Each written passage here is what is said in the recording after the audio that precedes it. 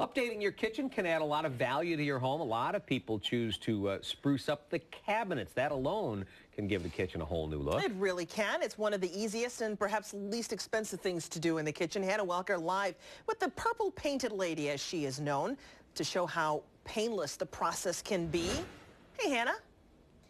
It really is. I feel like we're best friends now. Best buddies. We're best buddies. I was here a few weeks ago and you showed me how chalk paint works. You did great. Basically, there's no prep. Explain if you were to do a kitchen cabinet. A lot of people are saying, oh, the labor that goes into it, you got to sand, you got to take the cabinets off, all that stuff.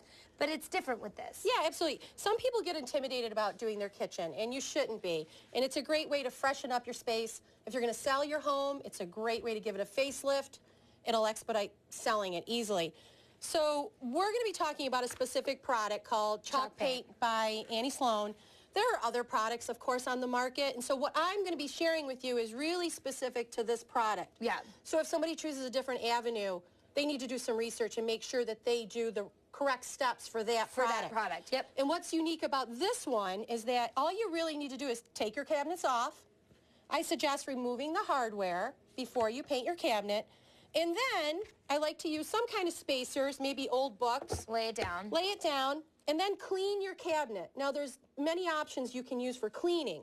This is odorless mineral spirits. I prefer this because it's going to cut through grease, grime, anything that's on your cabinet. Right. Some people might use a TSP or some type of soap. The most important thing is with alternate ways of cleaning is that once you've cleaned it, that you rinse your cabinets with fresh water or denatured alcohol. Just use the fresh water because you want to make sure there's no residual soap. It'll repel the paint, and then you'll have a problem. So the paint sticks. Okay. Yeah, because that's the goal, right? Right. And absolutely, the credibility of this paint is so that when you put it on, once it cures and once it sets up, it's not coming off. My barn is painted with this. My porch floors are painted with chalk paint.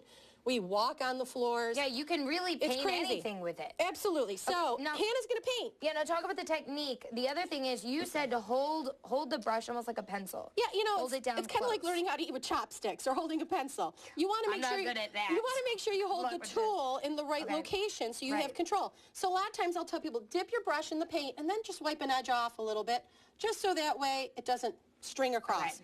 I'm going to let you do this. Okay. And don't worry, if you mess it up, I'll fix it during break. And you said to start with this, right? You kind of want to push it in. You're kind of doing a sweeping motion, but can actually kind of push it in because you really want to get into that crevice around the cabinet. Yeah. And this cabinet's a little bit more difficult in that it has this really interesting rope detailing, which is great if you decide to do some kind of dark wax glaze at the end. But what you're going to want to do is sort of get your brush and kind of push it in there and get into the grooves. And then once you do, then we're going to take a little bit more paint. Okay. And then we're going to start to paint the inside here. But put your brush in the middle and pull both ways. Okay. Well, there you go. Did I do this right? That's pretty good. In the middle of the board. That's okay. I always tell people when you're putting paint on, it's like making a pizza. Put the sauce in the middle and spread it out versus putting it in the corner and trying to pull it all the way around. The most important thing when you're painting now this cabinet is making sure that your brush strokes are linear and that they're fluid and you don't stop halfway. You want to make sure you're laying the paint. You did great. That's great. So now at this point, we're going to get a little bit more paint on the brush and we're going to start to paint the sides. Okay. Okay? Straight lines like mowing a grass, mowing a lawn. The one thing I want to point out to you is if you were doing this at your home, do you see how there was a wood seam at an angle on each edge of the cabinet?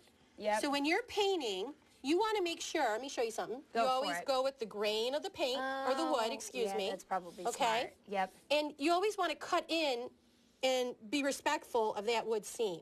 So that it still shows up the way it naturally was, I guess. And, you know, we're doing this kind of quick just for the sake of TV, but you would want to make sure you cut in around the edges. The other thing I would tell people is if you were painting the back of your cabinets, do them first. Because that's really, that's the least important part in the sense of cosmetics. So you'll paint the back. In our case, we're going to use a wax as a top coat.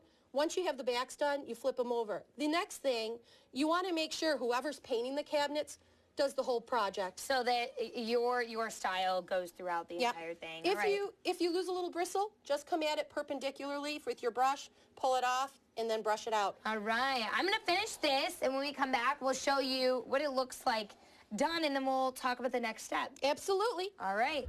I love that blue. That's a great color. Thanks, Hannah. Good job, Hannah.